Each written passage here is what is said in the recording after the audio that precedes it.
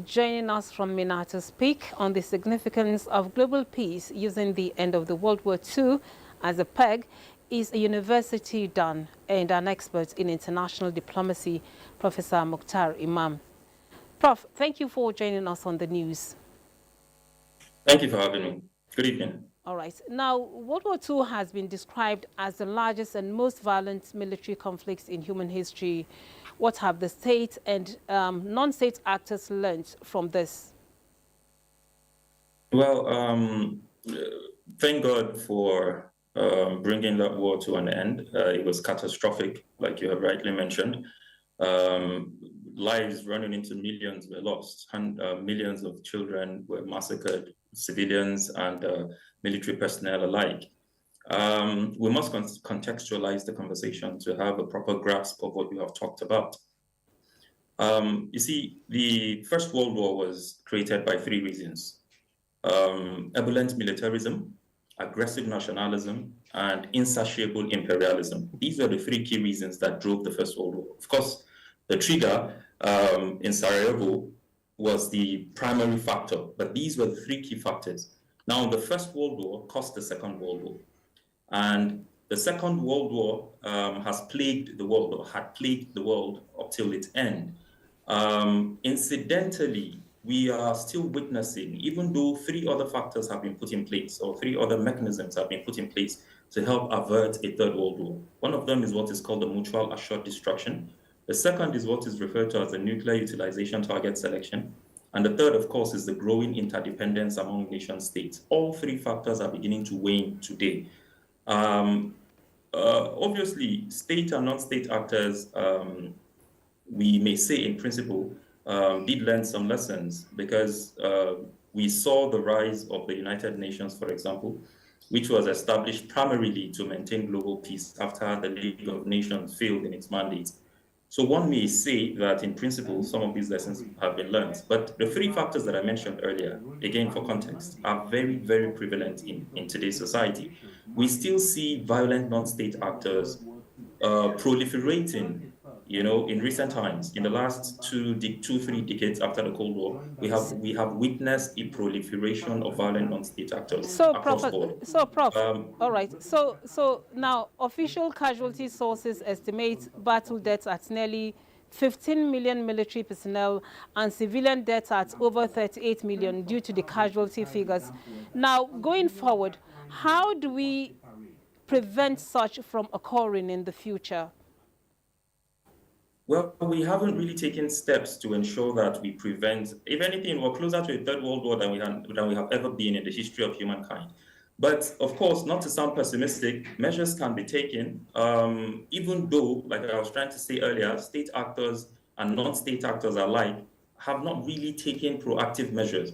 Here we are celebrating the VE Day by a country which was at that time in the forefront of the war, currently supporting the war within the same Europe, Russia-Ukraine war, with boots on ground and with armaments. It goes to tell you that a lot more is required from both state and non-state actors. Countries need to begin to tackle the issues of disarmament, tackle the issues of denuclearization, and so on and so forth. So all of these factors have to be looked into. We need to ensure that the world becomes a much more peaceful place. The man who led the Allied forces to bring an end to the Second World War, President Dwight Eisenhower, who himself was a general, made an address before he left the office in 1960, and he said we should not imprison ourselves to the military-industrial complex. The things that are happening around the world today, the military-industrial complexes will have to be tamed to ensure that the proliferation of small and light weapons and other ballistic missiles do not overwhelm the world in which we live. Because the reality is that when these things continue to be put out there and they are not monitored, they're not subject to any sort of control, which is what the military complexes have done, you find that the world continues to be agitated. So a lot more needs to be done in the area of disarming, and then, of course, in the area of ensuring that humanity is put before all else. Now, the conflicts, according to history, caused widespread suffering, displacements, and all that, leaving a lasting impact on the world. Now, looking at global peace now, what should the major stakeholders be doing in order to ensure that there is peace around the globe? In the words of Dags Hammarskjöld, who was at one point the United Nations Secretary General, he said, and I quote, that peace, or the struggle for peace, has had its setbacks, has had its failures, has had its shortcomings. But it is a struggle that we must continue to strive for. And that the day humanity stops searching for peace, then the world as we know it will cease to exist.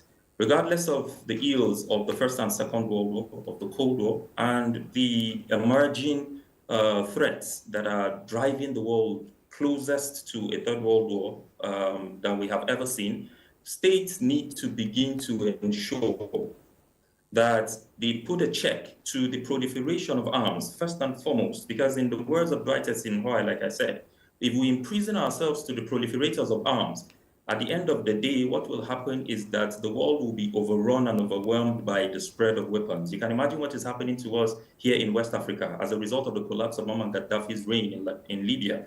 Over 500 million small arms and light weapons have found their way into sub-Saharan Africa and into West Africa. So we see these things being proliferated. So what the first step that needs to be taken is to ensure that the proliferation of arms and armament is put to a hold. And of course, there's the need for state actors to begin to have deep introspect and reflection to ensure that humanity is put before all else. The greed that has driven state actors around the world today is part of the reasons we're seeing what is happening in Ukraine or between Ukraine and Russia. Russia, by the way, was the country that led, was in the forefront to see to the end of the Second World War. And here we are today within the same Europe, within the same architecture. You have Russia being sidelined and being fought by an allied force within Europe. Of course, there's no justification for what has happened, whether on the part of Russia and the part of Ukraine, but we need to begin to see an end to this. We also need to begin to put an end to the madness we see happening in the Middle East. Israel, the ethnic cleansing happening around and all over the world. So state actors need to take the initiative to ensure that these conditions are set.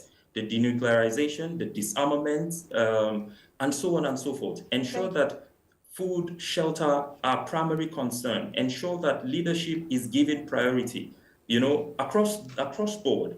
Because where you find that people cannot feed themselves, where you find that establishments such as the military complexes and the politics in the pharmaceutical will not allow the world to move beyond conflict situation, because one person benefits from proliferating the arms, the other benefits from proliferating the bandages. So we find ourselves at a crossroad. So state actors and non-state actors need to do a lot more in ensuring that the world is a peaceful place. We can attain that. It is not impossible. Thank you so much, Professor Mukhtar, for sharing those perspectives.